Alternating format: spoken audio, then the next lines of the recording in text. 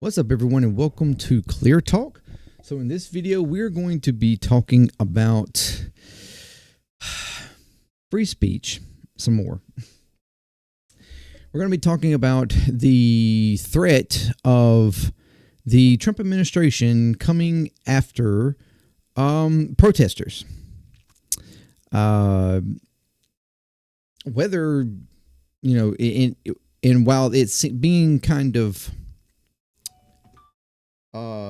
put into this like against the violent protesters, I find it interesting that the discussion around even peaceful protesting is being included. It seems to be sort of subtly included in it.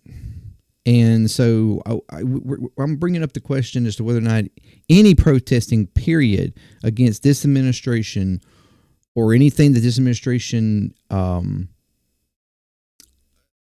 agrees with that would be in any way like confrontational to this administration is going to be on attack by this administration. So thank you very much for joining me. If you are new here, welcome to ClearTalk. If you would like to check out more videos from the channel, that'd be very much appreciated. Consider subscribing, like, share, comment, all that good stuff. You can check out my other channels as well, JMDPLAY, puzzling. Consider subscribing to those as well. That would be fantastic. Helps out all the channels, helps out me, helps out the JMD Nation at large. And if you'd like to do any kind of support, there are links there for support, whether it's ongoing or one time. Any support you give is very much appreciated, and I thank you very, very, very much. If you are returning, you're freaking amazing. Thank you. Welcome back to ClearTalk, and keep coming back. Keep coming back.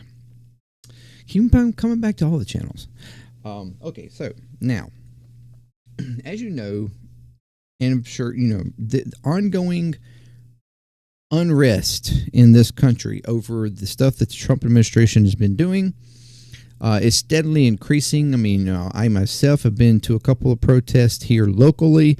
I'm trying to get engaged with more, hopefully. And then, so, all this going on along with, and most of which is peaceful. Let's keep that in mind. Most of this is peaceful protesting going on.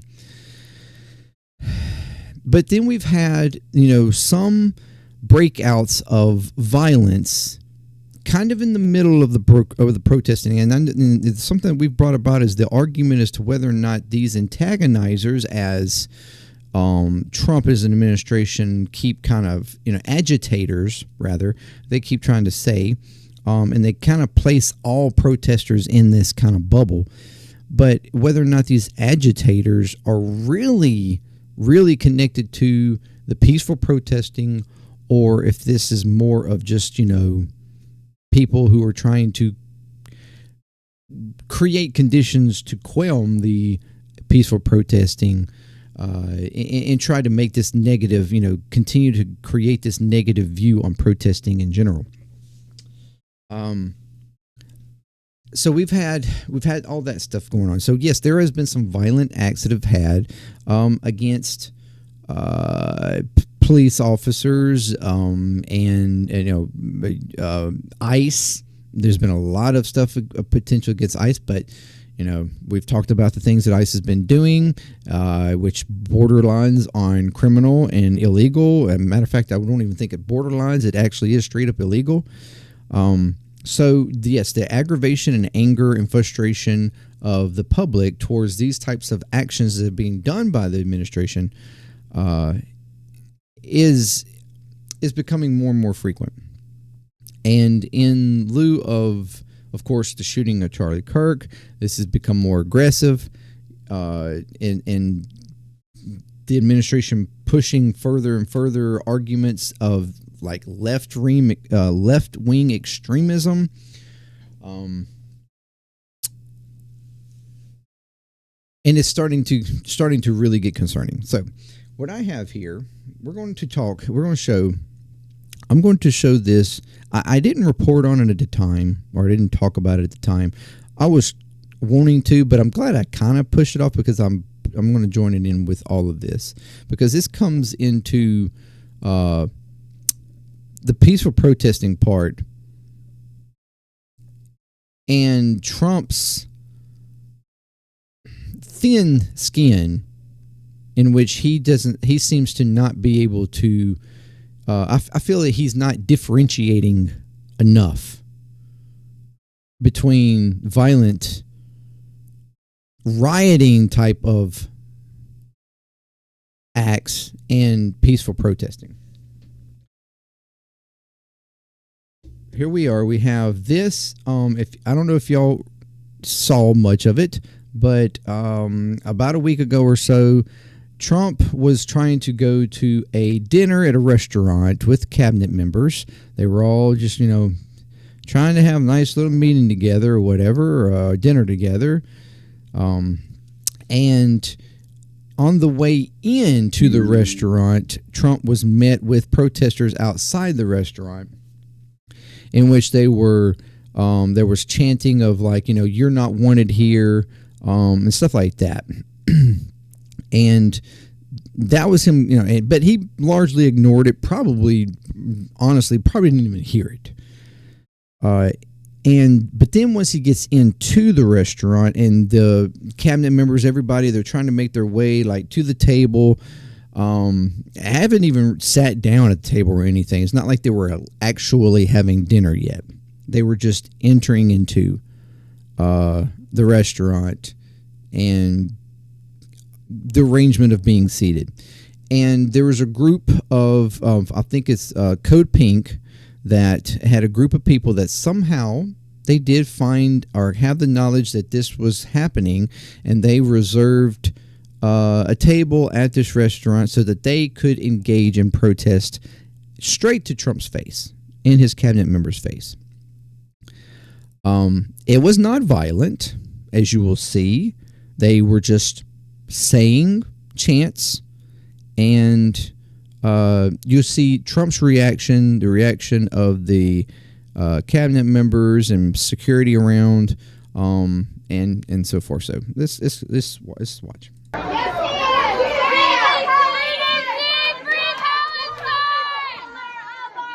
Trump is the Hitler of our time.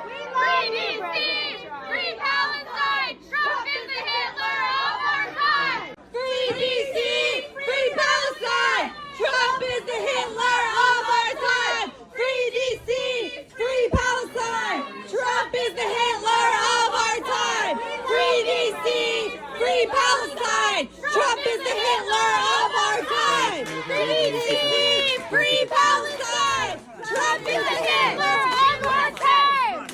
What do you want your legacy to be? Let's go. Let's go. What do you want your legacy Time to go.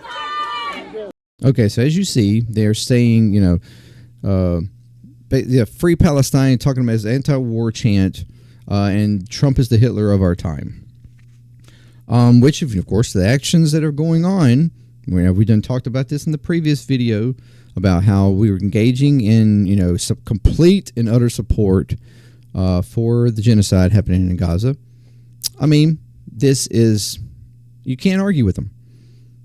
He is looking, along with Netanyahu, I mean, not him alone, but they're looking like the Hitler of our time, no doubt.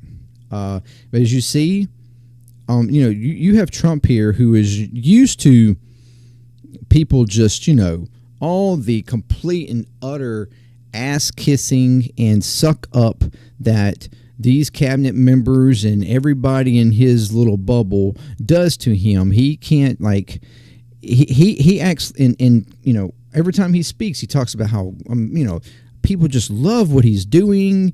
He's the favored president of all time, and that this is what the public is wanting, all the things that he's doing. And he's, like I said, we've seen the cabinet meetings over and over and over again, where every single cabinet member just does this full round table,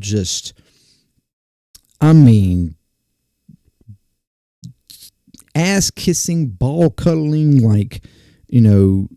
Trump, you are amazing kind of bullshit all the way around the table. Every freaking cabinet meeting, they do this while he sits there with his little smile on his face, like, yeah, give it to me, give it to me. And he's just not faced with this type of stuff. He's not faced right to his face very often, if hardly ever, with people, chanting at him and calling out BS, this BS. So, and you see him, first he just, does this little like, oh, what are they saying? What are they saying? What are they saying? Oh, just get them out of here. Exit. And then he later, tells them, get him out of here. He full on. Trump is the Hitler of our time. Yep, exit. Free Palestine. Trump is the Hitler of our time. Free DC. Free Palestine. Trump is the Hitler of our time. Free DC. This is just another angle. Free Palestine. Trump is the Hitler of our time. Free DC. Free Palestine. Then continue to say here. We should come back. Come on. Get him out of here. Get him out of here. Get him out of here. That's basically what he's saying. He doesn't want to hear it. He doesn't care. He's telling the security people to get him out. And so they are escorted out. And, but nevertheless, they did what they were there to do. They came in. They chanted. They didn't get violent. They didn't, try to attack him. Just letting him know, we do not agree with what you're doing, and we want you to free Palestine. We want you to stop this genocide, because you are, it looks like you're the Hitler. You're modern day Hitler. Simple as that. And Trump just, he completely ignored it. Told him to get him out. He didn't, care to try to engage with them and have a conversation or anything. Just get him out. Get him out. These are scum. Get him out. I don't like what they're telling me. I don't like what they're saying to me. Ugh, I can't take it. I can't take it. He dishes out all the time.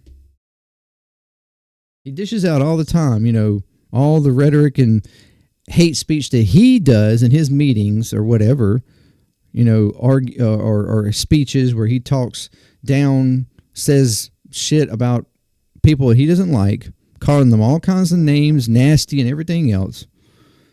But yet when somebody approaches him, in like this instance here, saying mildly, provocative thing. I mean, I wouldn't even say provocative, just the fucking honest truth. And he can't take it. He can't take it. So then we get, I think either the very next day or a couple of days later, we get this he's speaking from the White House, from the Oval Office. Is having people questioning from the press. One lady asked about whether then they were going to designate Antifa as a domestic terrorist group, and Trump proceeds to talk about, well, yes, we can look into that. It's quite possible we'll have to get Pam Bondi on that to bring up RICO charges and stuff, and other, it says Antifa and some other domestic groups. But it seemed like it was pointing at like far left groups, which I would argue, what about the far right extreme groups like, I don't know, Proud Boys or QAnon? Are we gonna deem them domestic terrorists as well? The ones who aided in Jan 6, which he has turned around and then completely gave pardons to and let out all willy-nilly. With nothing. All the aggression and violence that was done on that day. Oh, that violence was good. So we're good with that. But we don't want any kind of violence that we associate or deem as some sort of left violence.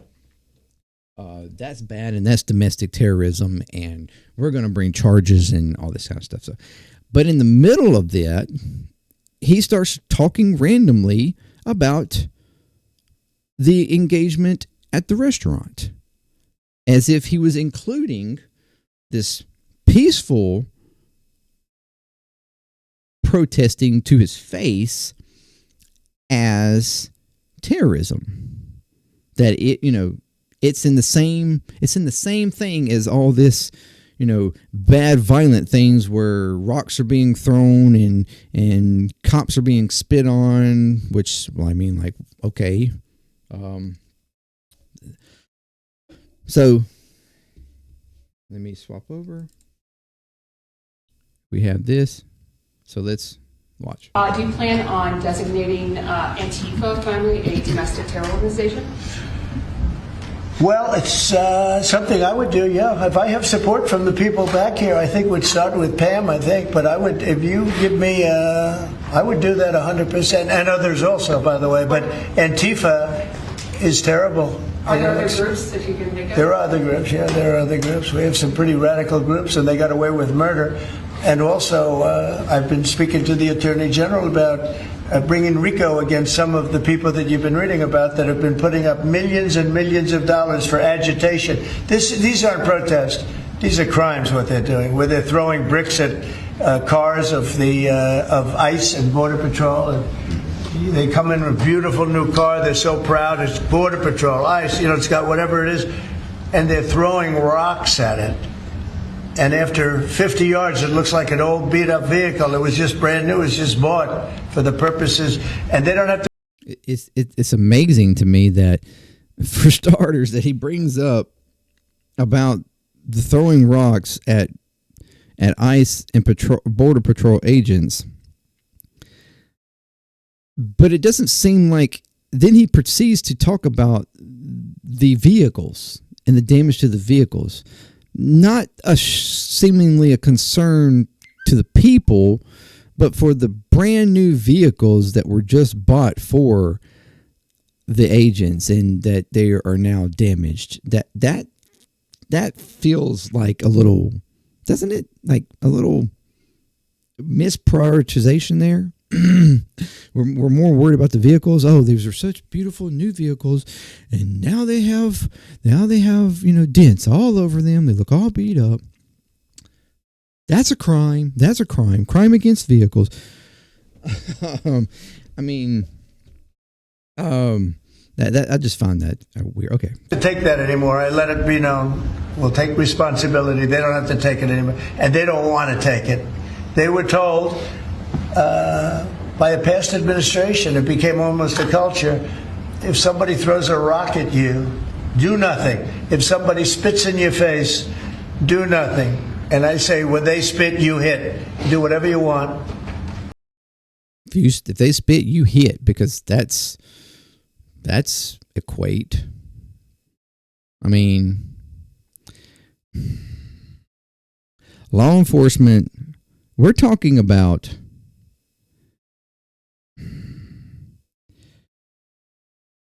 the rocks and stuff. The incident of the rocks was specifically at vehicles. Those were, I would agree, agitators and violence that goes beyond anything that would need to be, in my opinion, done.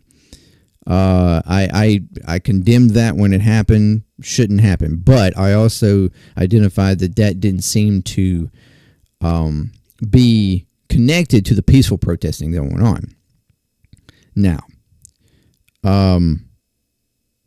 we're talking about people, police officers or agents or whatever, who are fully protected. They are in armored suits with weapons and shields against people who are trying to protest, who are, yes, potentially angry and whatnot, but spitting or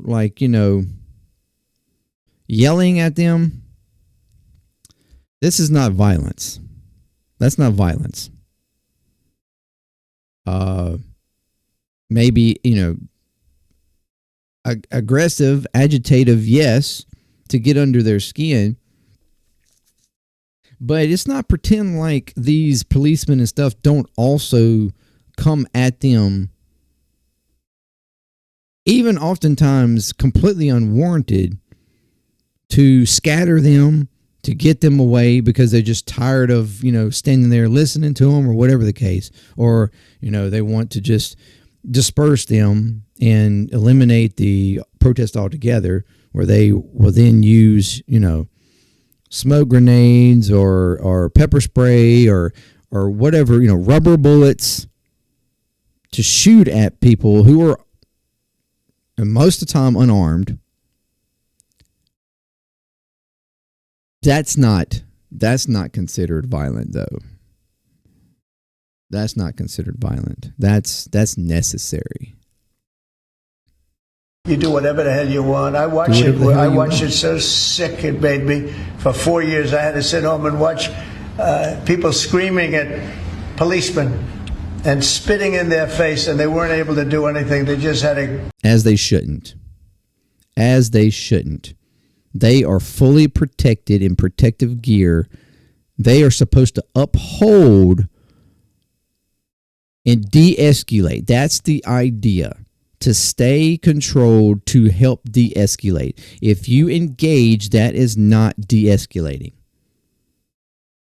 It's common practice. 101. So no, they're not supposed to just turn around and hit. You don't spit and hit. Grin and bear, they're standing up like a piece of steel. And they're women, in many cases, women. You can see they're professional agitators. I had one the other night. I had 4. This is what we're talking about. It's amazing that he brought up that it's mostly women, or says that it's mostly women. And then he brings up the incident at just all willy-nilly, like if it's connected to this. I had one the other night. I had 4 the other night, all in one group. Total phonies. Total phonies. I started to scream. Total phonies, arguing for peace for Palestine, freedom of Palestine, and for, pointing out that you look like the Hitler of today because of your, acceptance of what's going on over there, the assistance in what's going on over there. I mean, this is the guy who brought up about real estate properties in Gaza, waterfront properties, and relocating people. What do you think? I got into a restaurant, something with Palestine. And I said, well, I'm doing a great job for peace in the Middle East. I should get lots of awards. Lots of awards for peace in the Middle East. There's no fucking peace in the Middle East. Israel will not allow it, for starters. And we were letting Israel not allow it. We are completely working with them to not allow it. And this motherfucker thinks he needs awards. I should get lots of rewards for the peace in the Middle East. Rewards for what? You've done nothing but escalate. You've done nothing but escalate with everybody except for Israel. Awards for peace, while they constantly talking about he needs the Nobel Peace Prize. For what? For what? He's created more aggression and has worsened relationships with allies and enemies alike all over the world. Whether it's talking about, taking over lands or making them the 51st state or bombing them, tariffs, all he's done is aggress at everybody. Peace? Peace. Bruh. Awards for that, right? With the Abraham Accords and everything else. But a woman just stood up and started screaming.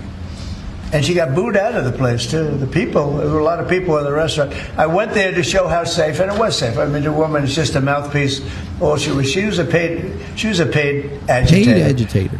Paid agitator. That's what they keep trying to make out. Anybody who is protesting that if they're protesting, they must be paid. Nobody would go out there of their own free will and internal conviction to go protest against me, the great and powerful king, Savior Donald Trump of the United States of America. No. Nobody would do that of their own free will. They must be paid. Only people would go against me or act like they're going against me is if they were paid to do so. And you have a lot of them. And I've asked Pam to look into that in terms of RICO, bringing RICO cases against the criminal RICO, because they should be put in jail. What they're doing to this country is really subversive. So, criminal RICO cases. Okay? Criminal RICO cases. And he brought up about the Attorney General. And so after this, then we have the Deputy Attorney General, Todd Blanche, on CNN, and he was asked about that specific portion, amongst other things, but we're going to go over this specific portion and hear how he responds in questioning about whether or not these ladies were violent or should be considered terrorists. Will be. You were in the Oval Office when the president was talking about that yesterday. He also talked about racketeering charges. At one point, he referenced the women that were protesting him at the seafood restaurant when he was at dinner the other night outside the White House. This is what he said in the Oval for those who missed it. The people, there were a lot of people in the restaurant. I went there to show how safe, and it was safe. I mean, the woman is just a mouthpiece. All she was a paid agitator, and you have a lot of them. And I've asked Pam to look into that in terms of RICO, bringing RICO cases against the criminal RICO, because they should be put in jail. Real quick, I know you would argue, some of you would argue, well, yeah, but he wasn't necessarily meaning, like, he was talking about RICO cases against everything that he had previously talked about, about the people who were throwing rocks and spitting on police and the violent and all that. Okay, but nevertheless, he still talked about the ladies in the restaurant as if they were a part of these type of people that he is claiming needs RICO cases, criminal cases brought against them. Okay? Just for saying to his face to free Palestine and that he is Hitler of our time. Saying something to his face that he didn't want to hear. As you know, RICO has been used to go after, like, Al-Qaeda, MS-13, the Gambino family. How would something like that protest fall under a RICO charge? That's not what we use RICO for only. RICO is available to all kinds of organizations committing crimes and committing wrongful acts, not just organized crime or ISIS or terrorist organizations. And so it depends. So is it, again, sheer happenstance that individuals show up at a restaurant where the president is trying to enjoy dinner in Washington, D.C. and accost him with vile words and vile anger, and meanwhile he's simply trying to have dinner? Does it mean it's just completely random that they showed up? Maybe, but to the extent that it's part of an organized effort to inflict harm and terror and damage to the United States, there's potential investigations there. And that's what the president was saying yesterday in the Oval Office, and what he also has said in the days before that as well. But were those women in the restaurant inflicting harm or terror or damage by protesting the president of the United States? I mean, they were just shouting, basically, in his vicinity. I mean, repeat what you just said. I mean, honestly, so you're asking whether there's damage done by 4 individuals screaming and yelling at the president of our United States while he's trying to have dinner. That can't be a serious question. That cannot be a serious question. That cannot be a serious question. How dare somebody scream or yell at the president of the United States? This is appalling. That is terrorism of the all high. That can't be a serious question. Is that really terrorism? Is that damaging? Of course it is. Anything that comes at the president that is not nice is damaging to the United States. We should always kiss Donald Trump's ass. Everybody should. Ugh. I mean, it's true that there's a difference between People can shouting protest the and president. committing an assassination, There are supporters outside which is what as happened well. to Charlie. Well, it depends. There's nothing wrong with peaceful protests, and nobody has ever said so. Nothing of all the wrong with people in peaceful this country, protesting. President Trump knows. Well, then there was nothing wrong with what they did in that restaurant.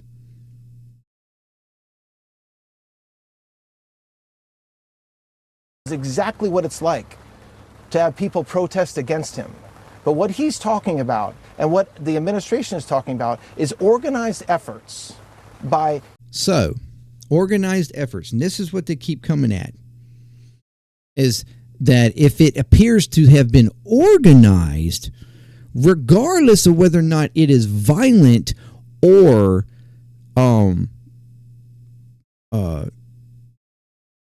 nonviolent protesting, regardless, if it appears that it could have been organized, which they claim any of it is organized and all of it is organized, then that is criminal. That if it seems organized, it is criminal. That's not correct. It doesn't matter if it was organized by any type of member or group of people. Everything, there's organization oftentimes to any of this.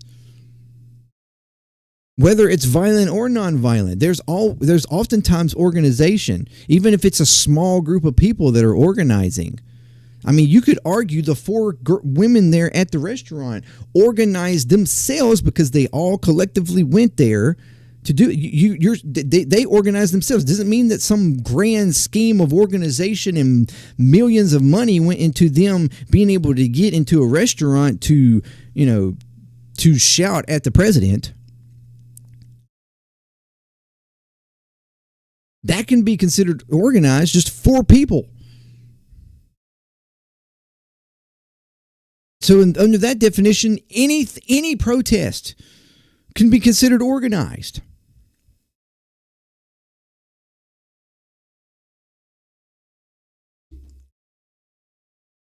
And that's what they're going at. That's what they're going at. It's not about peaceful protesting. Peaceful protesting is acceptable.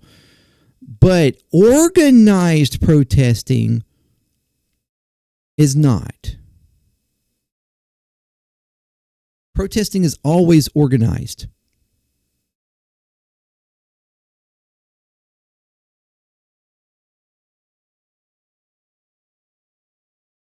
Individuals who are not present at the protests, but they're funding these protests, and they're not protests. They're inflicting damage and harm and actually assaulting officers. They're damaging vehicles, and that's the conduct that we're trying to stop.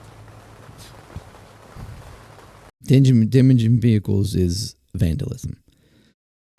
Well, I mean, people would argue about the ability to have free speech and to protest the government and criticize the government. Something that the Attorney General Pam Bondi said last night about free speech has gotten a lot of focus today. These were the comments that she made. There's free speech and then there's hate speech. And there is no place, especially now, especially after what happened to Charlie, in our society. We will absolutely target you, go after you, if you are targeting anyone with hate speech. Does this Justice Department agree that what some people would call hate speech, obviously is different definitions to different people, that is covered by the First Amendment? No, we're not the Democrat Party. That's not what we target. And that's not in any way what the Attorney General meant, as she made crystal clear all day today. We are targeting violence. When there are individuals who are using words threatening murder, threatening violence, threatening to harm people, that's what we're targeting. And that's... Well, then maybe we need to declare a difference between hate speech and violent speech.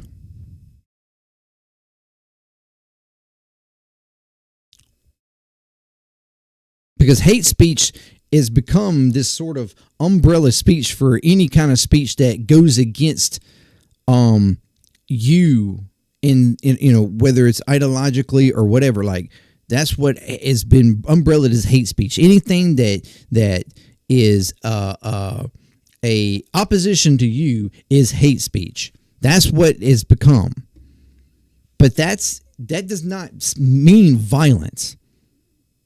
Hate speech is a First Amendment. Any kind of speech, including hate speech, is a First Amendment constitutional right.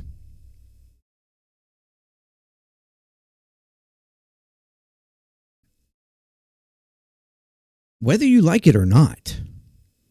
That's what our founding fathers, the Constitution is for us to be able to freely speak our feelings about what's going on in the country, have freedom of religion, of any kind of freedoms, like all these different things. Your freedoms. That's what it's about.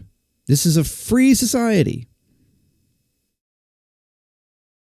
Yes, we have, laws and bordering controls, but the idea is to be able to be free, especially free. If it's the First Amendment, to be able to say what you want to say without fear of persecution.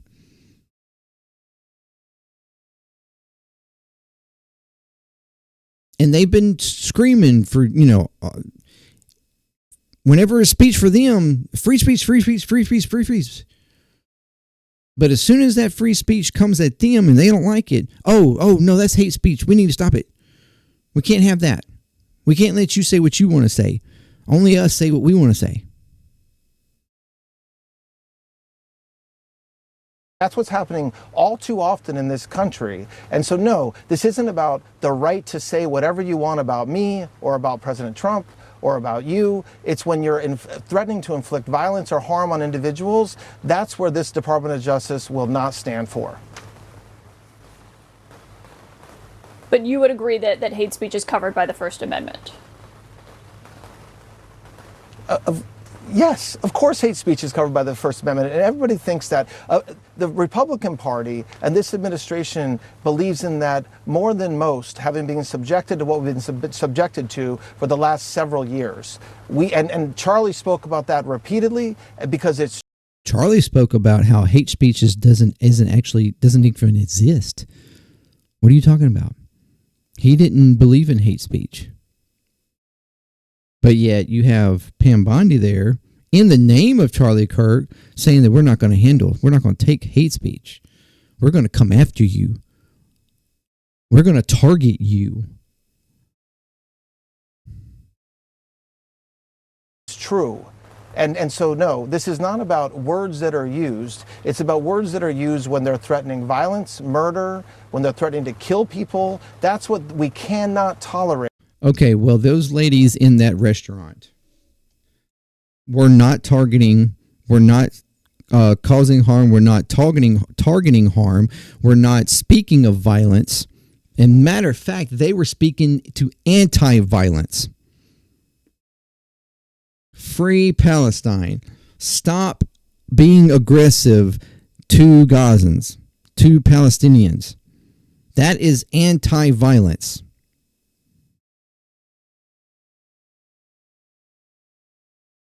And declaring Trump as being the Hitler of our time, that is pointing out someone who is associated to violent acts, genocidal acts. Pointing it out. That is anti-violence rhetoric. To stop it. To point it out. To make it known. To make it heard. They weren't being violent. But yet they're being brought up in this conversation as, but it was organized, so therefore violent. And a danger to our country.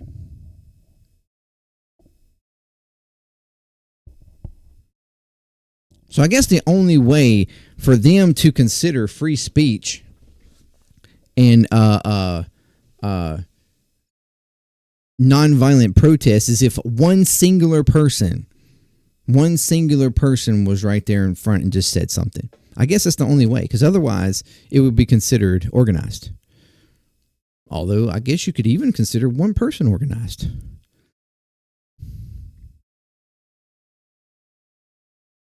We're getting lazy here with this argument.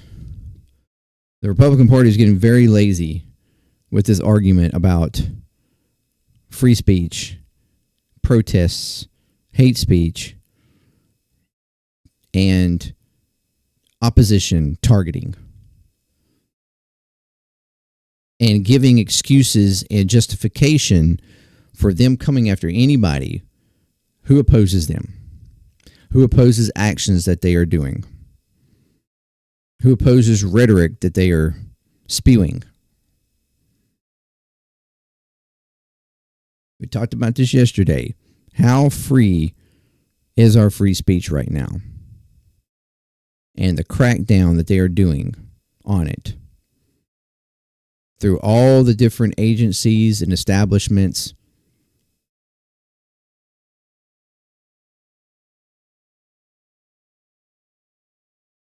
Any connection that is opposition that they consider far left, which is just anybody who opposes them.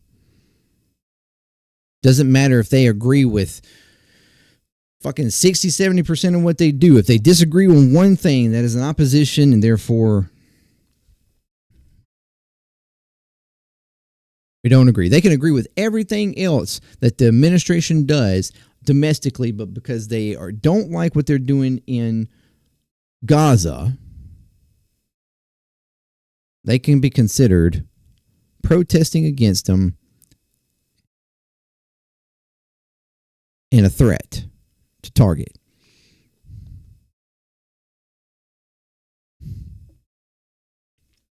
I'm telling you, and I've said this before, if you think that you will never be targeted,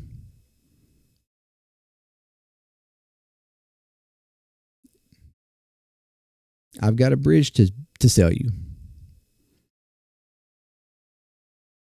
Because they are going after complete, total, unconditional, like full on, or rather, I guess, full conditional support and backing of their agenda, or else.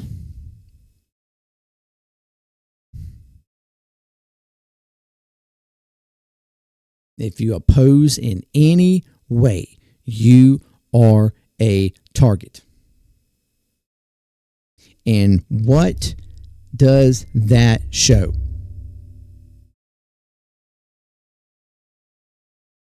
What is that a part of?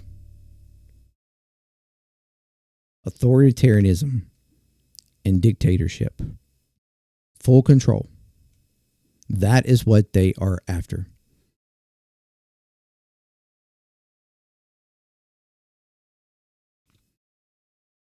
Your free speech is for sale. It's up for grabs.